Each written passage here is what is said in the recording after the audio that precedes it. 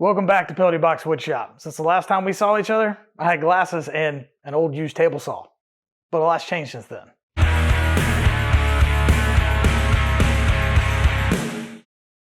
Well, let's be honest with each other. You could care less whether I'm wearing contacts or glasses, but you do want to know how much this gold top table saw is, don't you? It's pretty cool. I love it. It's a really, really awesome table saw. Never thought that I would have something that nice in my shop. So I'm going to tell you all the features that it has, and then I'm going to tell you what I've learned about it over the last several months of using it in builds, like my pergola builds, cabinet doors, and all sorts of stuff. I can assure you, I've put this thing through the ringer, and I'm going to tell you exactly what I like and don't like about it. Let's get going. This is the Harvey Alpha Series 10-inch 2-horsepower cabinet saw. This 2-horsepower motor has plenty of power to do what I need to do in my shop and features a wormed gear system for blade elevation and tilt. This Harvey saw features a 4-inch dust port with a built-in overarm assembly. The overarm collection hooks to this clear blade guard with a dust port to maximize the dust collection as you make each cut. Now, I have a few opinions about this dust collection system that came about as I was using the saw, so stick around and I'll go over those in a few minutes. The heavy-duty T-square fence system has both a low and high fence with dual independent magnifying viewers for each one. The dual viewers are nice because they eliminate any need for adjustments when you switch between the fences. The fence system allows for a maximum cutting width of 36 inches.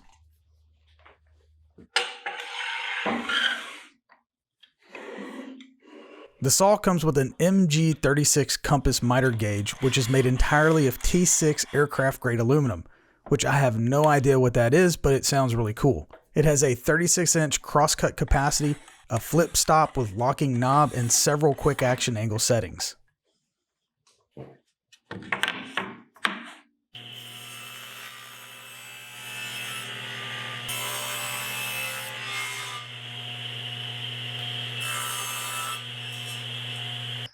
As it comes to power, this thing is everything that I need in my shop. Now, I did both the pergolas in my backyard. I made all the cuts with this table saw. I had to rip down 2x6s and 2x8s. I had to rip 2x8s into 2x2s, a ton of them. And this thing performed perfectly. It was everything that I needed as far as power goes. And I used the factory blade that came with it. I've not even upgraded the blade yet, which I will do. Now, there was one thing with the pressure treated wood that I didn't like, but we'll get to that in a few minutes. Okay, no kidding. This is the nicest miter gauge I've ever used or ever seen. I cannot say enough good things about this. It functions well, it's made well, and it's made to last. The fact that it has everything that you need right here in a miter gauge, as far as locking down, flip stops, extenders, it even has some adjusters so you can adjust how it slides and the tension and the wiggle in the miter slot. And you can buy this miter gauge separate from the saw itself, and it's well worth it. All right, let's talk about dust collection. Now, this is the first time I ever had overhead dust collection. I've never used it on any other saw, so I don't know what to compare it to. This works pretty good. I have had some problems out of it. The number one problem that I have is when I take this off, which I regularly do because it is a quick connect, which is really, really cool feature. Be able to take the whole riving knife and system out, put a new riving knife in, take this hose off, and you can cut dados or whatever you need to do without having this dust collection on there. The problem is they don't really give you a way to shut off the dust collection here. It runs down, it integrates into the below dust collection. There's no way to shut it off. So I ended up having to put duct tape or something on there every time.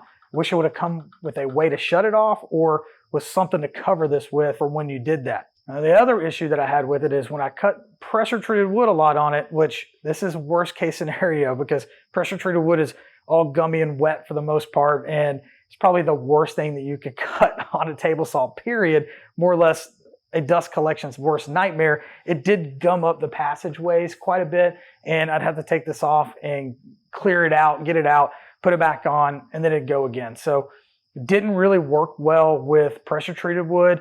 But all in all, those are pretty simple things as far as complaints go, and I'm still really happy to have the overhead dust collection.